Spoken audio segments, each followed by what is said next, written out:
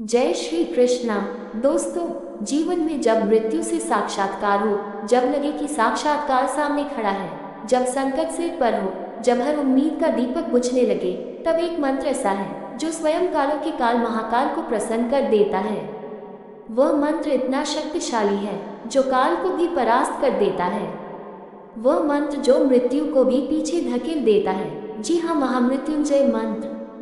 क्या महत्व है इस मंत्र का, आइए आज आपको सुनाते हैं। दोस्तों, ये कहानी है एक ऐसे भक्त की जिसकी भक्ति से स्वयं यमराज को भी हार माननी पड़ी। प्राचीन काल की बात है। महादेव के अनन्य भक्त थे ऋषि मृग। उनके जीवन का सबसे बड़ा दुख था कि उनके भाग्य में विधाता ने संतान सुख लिखा ही नहीं था। लेकिन उन्होंने सोचा कि अगर विधाता ने भाग्य लिखा है तो महादेव उसे बदल भी सकते हैं। इसी विश्वास के साथ उन्होंने भगवान शिव जी की घोर तपस्या शुरू की। निरंतर कई वर्षों तक वो भक्ति करते रहे। उनकी भक्ति अपने चरम स्तर पर थी, जिसकी वजह से प्रसन्न होकर स्वयं देवों के देव महादेव प्रकट हुए और ऋषि मृग से बोले, हे मृग, मैं तुम्हारी भक्ति से प्रसन्न हूँ और तुम्हें पुत्रवान होने का वरदान देता हूँ। लेकिन याद रखना, ये वरदान कुछ क्षण के लिए तुम्हें सुखी कर सकता है, परंतु सुख के साथ दुख भी रहता है। तुम्हारा पुत्र अल्पायु होगा, उसकी उम्र केवल 16 वर्ष होगी। मृग ऋषि ने हाथ जोड़कर वरदान स्वीकारा। कुछ समय बाद उनके घर में एक विलक्षण बालक ने जन्म लिया, जिसका नाम था मार्कंडेय। वह जैसे जैसे बड़ा हुआ, उसकी बुद्धि, श्रद्धा और भक्ति विलक्षण थी। लेकिन अब उसके माता पिता को यही चिंता सताती थी कि इसका जीवन तो मात्र 16 वर्ष है, ये तब तक ही जीवित रहेगा। जब मार्कंडेय किशोर हुआ, तब उसकी माता ने उसे उसके अल्पायु होने की बात बता दी। ये सुनकर डरने की जगह बालक मार्कंडेय ने संकल्प लिया कि अगर शिवजी ने जीवन दिया है तो मेरे जीवन की रक्षा भी वही करेंगे।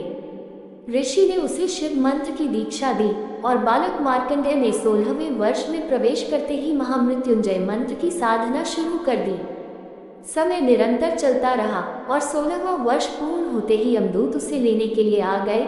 लेकिन जैसे ही वह मंदिर में पहुंचे तो उन्होंने देखा कि बालक गहरे ध्यान में शिवलिंग से लिपटा हुआ मंत्र का जाप कर रहा था और मंत्र था, ओम त्र्यंबकम यजामहे सुगंधिम पुष्टिवर्धनम उर्वारुकमिव बंधनात् मृत्योर्मोक्षीयमामृतात्।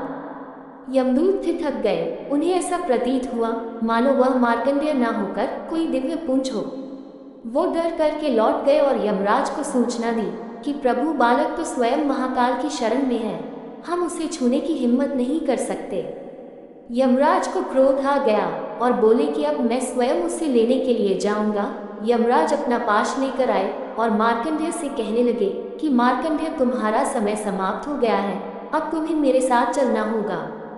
लेकिन मार्कंडेय ने शिवलिंग को और जोर से पकड़ लिया और मंत्र का जाप और तेज कर दिया।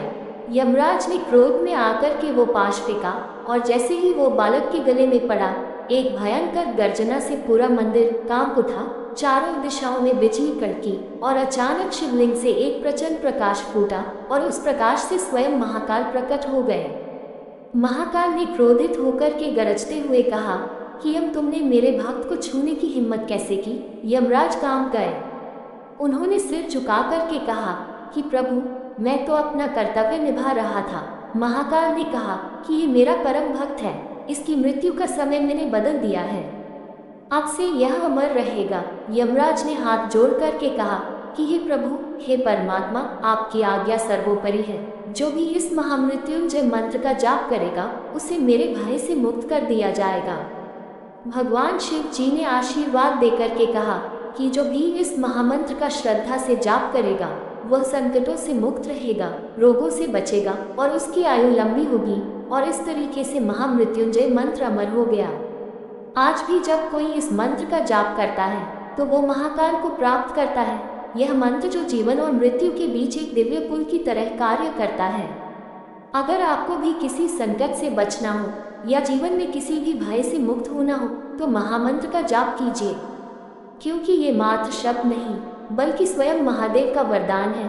हर हर महादेव। प्रभु की कृपा सभी पर बनी रहे।